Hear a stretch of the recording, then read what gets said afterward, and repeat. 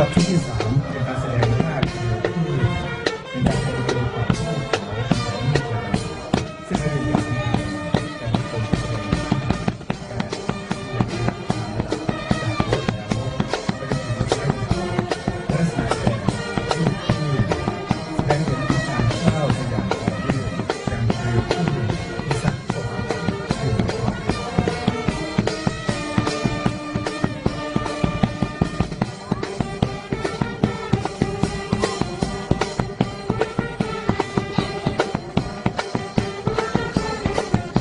สโลว์สโลว์